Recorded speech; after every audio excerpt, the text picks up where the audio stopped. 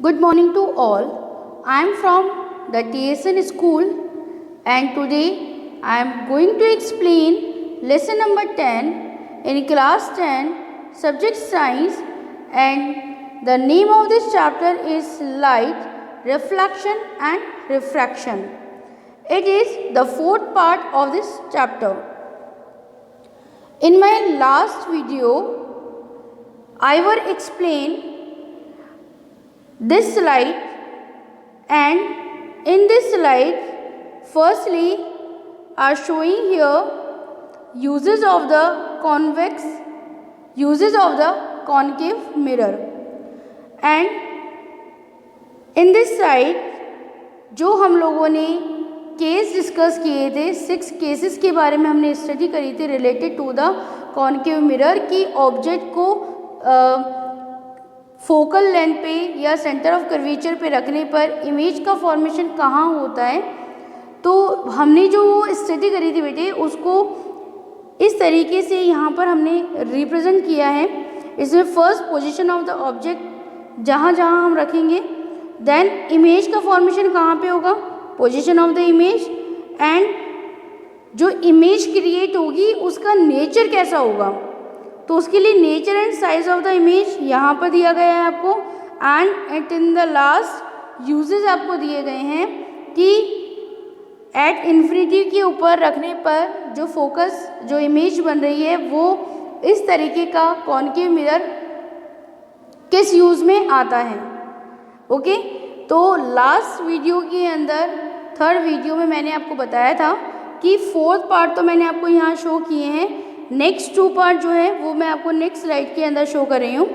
Now see यहाँ पर last के जो 2 केसेस थे वो आपको शो किए गए हैं। Position of the object when at focus and between the pole of the mirror and the focus, जब इन दोनों के बीच में रखा जाता है तो कहाँ पर इमेज क्रिएट होती है वो भी यहाँ पर दिया गया है।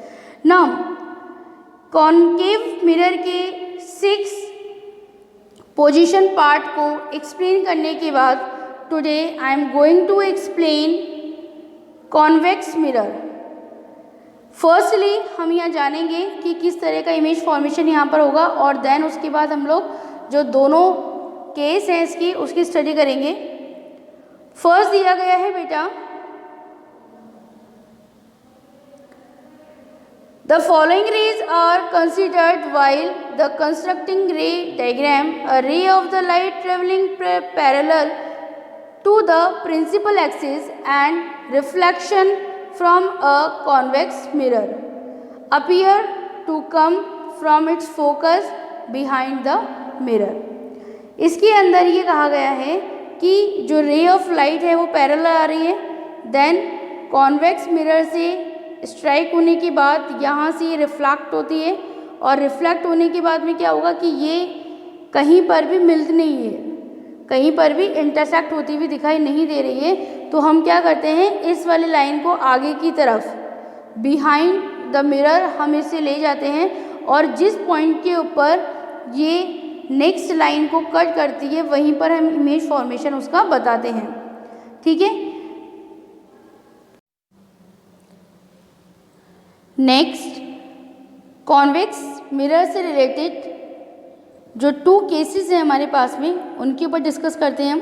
First, when the object is placed between infinity and the pole of the mirror, जब हम ऑब्जेक्ट को इन्फिनिटी पोजीशन पे रखेंगे उस वक्त कॉन्वेक्स मिरर से किस तरीके की इमेज हम प्राप्त करते हैं उसके ऊपर डिस्कस कर रहे हैं। तो यहाँ पर हम लोगों ने ऑब्जेक्ट रखा है इस जगह के ऊपर, यहाँ से रेज ऑफ लाइट फर्स्ट गया है और जाने के बाद में इस तरीके से कट हो गया।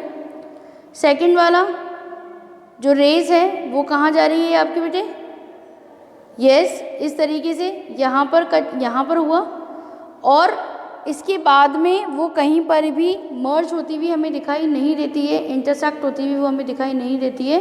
तो उस कंडीशन में हम क्या करेंगे, हम इसे आगे की तरफ खुद आगे तरफ हम इसे लेकर आते हैं, है ना, डॉट्स के हम इसे शो कर रहे हैं। तो इस तरीके से डॉट्स वाला पार्ट एक ये वाला शो कर लिया, एक ये वाला हम लोगों ने शो कर दिया, और इस पोजीशन के ऊपर ये एक दूसरे को इंटरसेक्ट करेंगी, ये हमने एज्यूम किया है। ओके, तो बनने वाली इमेज का नेचर कैसा होगा बेटे? Erect, diminished and the virtual. ये मैंने आपको पहले बताया था, जो वर्चुअल होगी इमेज वो हमेशा इरेक्ट ही होगी। Okay, now next second case जो हम लोग डिस्कस कर रहे हैं यहाँ पर, when the object is at infinity, जब अनंत के ऊपर रखा गया है ना। यहाँ पर तो क्या था कि इसके ऊपर ये हम लोगों ने टच हुआ हुआ दिखाया है कि इस जगह के ऊपर रखा है, लेकिन इस केस के अंदर क्या है कि कहीं अनंत के ऊपर होगा, जो कि हमें ऑब्जेक्ट भी दिखाई नहीं दे रहा है।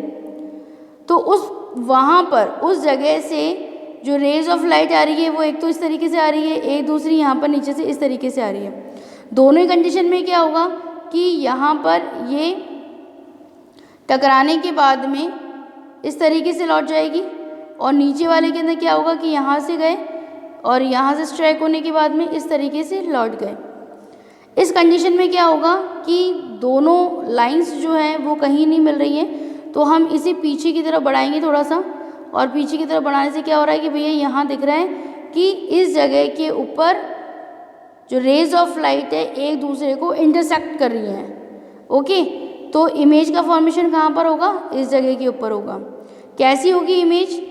अगेन वर्चुअल, इरेक्ट, ठीक है, और हाईली डैमेज, यानी बहुत छोटी होगी, उस ऑब्जेक्ट से बहुत छोटी होगी। ठीक है, नाउ नेक्स्ट यहाँ पर हम लोगों ने दिया है, ये दोनों केस थे कॉन्वेक्स मिरर से रिलेटेड। इसका भी मैं आगे आपको जैसे मैंने आपको कॉनकेव मिरर का बना के दिया है लर्न करने के लिए, एक शॉर्टकट जो बना के दिया है मैंने आपको, जो की आपको बनाकर दी है, ठीक वैसा ही इसको कॉन्वेक्स का भी हम लोग बना लेंगे। यहाँ पर दिया है use of the convex mirror, क्या क्या यूज़ है कॉन्वेक्स मिरर के वो दिए गए हैं। Real view mirror in an automobile, rear view mirror in an automobile, and this convex gives the driver a checker view of the traffic approaching from behind, as convex mirror are curved outwards giving a wider field of the view। तो driving के अंदर जो driver vehicle के अंदर जो काम में ले रहा है पीछे की इमेज को देखने के लिए, तो वो कौन सा मिरर काम में ले रहा है बेटे? कॉन्वेक्स मिरर काम में ले रहा है। इसके अलावा आपके पास में जो डिपार्टमेंटल स्टोर्स होते हैं वहाँ पर जो मिरर लगा हुआ रहता है वो भी कॉन्वेक्स ही होता है। इसके अलावा जो ट्रैफिक लाइट जो होती है वहाँ पे जो रिफ्लेक्टर्स लगे हुए रहते हैं वो भी कॉन्वेक्स मिरर के ही होते हैं। ये देखिए यहाँ पे अभी मैंने आपको प्रीवियस स्लाइड के अंदर बताया था कि लर्न करने के लिए आपको एक शॉर्ट की दे दी जाएगी, तो इस तरीके से आप इसको लर्न कर सकते हैं। यहाँ पर हम लोगों ने क्या बता दिया? पोजीशन ऑफ द ऑब्जेक्ट बता दिया। नेक्स्ट यहाँ पर पोजीशन ऑफ द इमेज बताया कि इमेज की पोजीशन कहाँ पे बनेगी। फिर उसके बाद में हम लोग यहाँ पर क्या बता रहे हैं? साइज़ ऑफ द इमेज बता रहे हैं कि किस तरीके की इमेज क्रिएट हो रही है, और उसके बाद में हम लोगों ने क्या बताया है? नेचर बताया है। तो यहाँ पर आपने देखा कॉन्वेक्स मिरर से जो इमेज हमें मिल रही है उसका नेचर एक जैसा ही है, वर्चुअल ही और इरेक्ट है। ओके, तो यहाँ पर इस पोर्शन के अंदर हमारा कॉनकेव मिरर और कॉन्वेक्स मिरर से इमेज फॉर्मेशन जो टॉपिक था वो पूरी तरीके से कंप्लीट हो गया है। आपको ये नोट डाउन करना है, आप इसकी स्टडी करना है आपको, और कुछ भी प्रॉब्लम्स होती हैं तो वो आप कमेंट बॉक्स के अंदर लिख दें। उससे को सॉर्ट आउट करते हुए उस प्रॉब्लम से रिलेटेड जो सोल्यूशन है उसका वीडियो मैं आपको अपलोड कर दूँगी। नेक्स्ट जो नया टॉपिक हमारे पास स्टार्ट हो रहा है वो है मिरर फार्मूला, और ये मोस्ट इम्पॉर्टेंट टॉपिक है। मोस्ट इम्पॉर्टेंट क्यों है? क्योंकि हम जितने भी प्रॉब्लम्स को सॉर्ट आउट करेंगे आफ्टर दिस चैप्टर, जब हम क्वेश्चन आंसर करेंगे तो वहाँ पर हमें इस फॉर्मूले का यूज़ कई बार करना होगा। तो आपको पता होना चाहिए एग्जिट के अंदर मिरर फार्मूला क्या है, और जब हम इनकी पोजीशन को चेंज करते हैं तब क्या चेंजेस आते हैं मिरर फार्मूला में। ठीक है, तो मिरर फार्मूला एक्चुअल के अंदर क्या है? 1/f = 1/v + 1/u। यहाँ पर u क्या है? ऑब्जेक्ट डिस्टेंस, v क्या है? इमेज डिस्टेंस, और f क्या है? Focal length. तो फोकल लेंथ से यदि ऑब्जेक्ट के डिस्टेंस की हम बात करते हैं तो हम उसको लेंगे u में, और फोकल लेंथ से यदि हम इमेज के डिस्टेंस की बात करते हैं तो वो हम किस फॉर्म में लेंगे, v की फॉर्म में लेंगे। समझ में आया बेटे? तो ये बहुत इंपॉर्टेंट है, इसकी बहुत अच्छे तरीके से आप तैयारी कर लें। नेक्स्ट यहाँ पर एक इम्पॉर्टेंट टॉपिक और आ रहा है हमारे पास में, ये भी बहुत इम्पॉर्टेंट है, वो है मैग्नीफिकेशन। क्या है? मैग्नीफिकेशन। तो मैग्नीफिकेशन क्या कह रहा है आपको? मैग्नीफिकेशन के अंदर बताया जा रहा है कि magnification produce by a spherical mirror gives the relative extent to which the image of an object is magnified with respect to the object size. Magnification is expressed as the ratio of the height of the image to the height of the object. जो image की height है और जो object की actual height है उसके बीच का जो डिफ्रेंसिएशन है, जो रेशो है, उसको हम किस तरीके से प्रेजेंट करते हैं बेटा? मैग्नीफिकेशन की फॉर्म में प्रेजेंट करते हैं। मान लीजिए कि अगर जो ऑब्जेक्ट है उसका जो साइज़ है वो इमेज के साइज़ से कम है या ज़्यादा है, तो उसे फिर हम लोग किस तरीके से बताएंगे? उसे हम लोग रेशो की फॉर्म में रिप्रेजेंट करेंगे। If h is the height of the object, अगर ऑब्जेक्ट की हाइट को हमने h से रिप्रेजेंट किया है, then the h dash is the height of the image, तो इमेज की जो हाइट है उसको हम किससे रिप्रेजेंट करेंगे? h डैश से। And the magnification is produced by a spherical mirror can be written as, और जो मैग्नीफिकेशन क्रिएट होगा स्फेरिकल मिरर से उसे हम किस तरीके से लिख सकते हैं? उसे हम इस तरीके से शो कर सकते हैं कि m is equal to h dash upon h। यहाँ पर h डैश हमने क्या बताया था? यहाँ देखिए पीछे h डैश हमने क्या बताया था बेटे? If h is the height of the object, simple h जो है वो क्या है? हाइट ऑफ द ऑब्जेक्ट है। तो चलिए वहीं पे हम इसे नोट डाउन कर लेते हैं। ये क्या है? ये है हमारा ऑब्जेक्ट की हाइट, ठीक है, और h डैश क्या है? ये है इमेज की हाइट। तो इमेज की हाइट और ऑब्जेक्ट की हाइट को जब हम इस तरीके से लिखते हैं तो वो किसका फॉर्मूला बन रहा है? मैग्नीफिकेशन का, यानी m is equal to h dash upon h। The magnification m is also related to the object distance u and image distance v। It can be express as, अब यहाँ पर हम लोगों ने इमेज की हाइट लिखी थी ना, तो इमेज की हाइट की यहीं पर हम लोग क्या लिख लेंगे? v लिख लेंगे, और ऑब्जेक्ट की हाइट को हमने किससे रिप्रेजेंट किया था बेटे? u से रिप्रेजेंट करा था। तो हमारे पास में एक फॉर्मूला तो ये बन गया m is equal to h dash upon h, और सेकंड फार्मूला हमारे पास में क्या बन गया? m is equal to v upon u।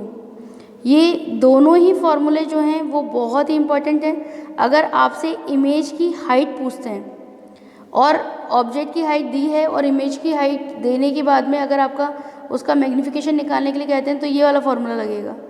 यदि डिस्टेंस की बात करते हैं कि फोकल लेंथ से कितनी डिस्टेंस के ऊपर है वो, तब हम लोग उसका मैग्नीफिकेशन निकालने के लिए कौन सा फॉर्मूला यूज़ करेंगे?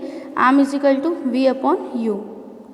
The negative sign in the value of the magnification indicates that the image is real।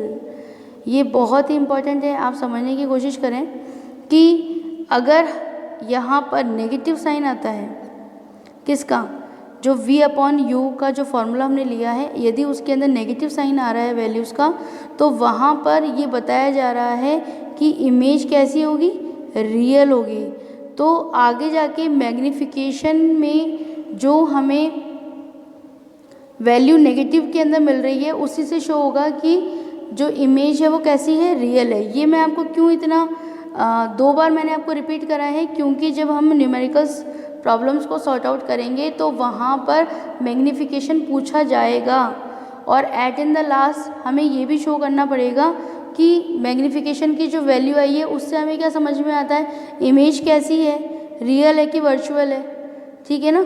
तो वहाँ पर हमें ये इस तरीके से शो करना होगा। तो यहाँ पर है कि the negative sign in the value of the magnification indicates that the image is real, and a positive sign is values magnification indicate that the image is virtual.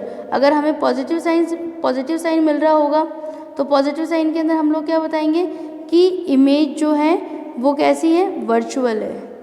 ठीक है बेटे, तो आई होप कि आज का जो टॉपिक है, जो हम लोगों ने कॉन्वेक्स मिरर से शुरू करा था, आज हमने कॉन्वेक्स मिरर से किस तरीके से इमेज हमें मिलती है हमने उसकी स्टडी करी। कॉन्वेक्स मिरर के यूज़ क्या हैं हमने उसकी स्टडी करी। शॉर्ट फॉर्म के अंदर हम इसे किस तरीके से लर्न कर सकते हैं हमने ये देखा। और इसके अलावा एट इन द लास्ट हमने मिरर फार्मूला जो मोस्ट इम्पॉर्टेंट बताया मैंने आपको, उसकी स्टडी करा है, किस तरीके से उसे लिखा जाता है हमने वो देखा। और एट इन द लास्ट हमने जो स्टडी करी वो मैग्नीफिकेशन की करी कि मैग्नीफिकेशन का फार्मूला क्या होता है। और उसका हमने 2 पार्ट के अंदर देखा कि फर्स्ट अगर इमेज की हाइट हमें निकालनी है तो m = h'/h का फॉर्मूला पुटअप करना पड़ेगा हमें। और यदि हमें डिस्टेंस निकालना है, डिस्टेंस से रिलेटेड क्वेश्चन आता है मैग्नीफिकेशन का, तो हमें फॉर्मूला लगाना है m = v/u का। और इसके अंदर हमने बताया कि अगर नेगेटिव साइन होता है, इसका जो वैल्यू आ रही है हमारे पास, दैट मीन्स कि जो इमेज है वो कैसी होगी, रियल होगी। और यदि पॉजिटिव साइन आ रहा है तो इसका मतलब कि इमेज जो है वो वर्चुअल होगी। आई होप कि आपको ये टॉपिक्स अच्छे समझ में आए होंगे बेटे। Thank you very much.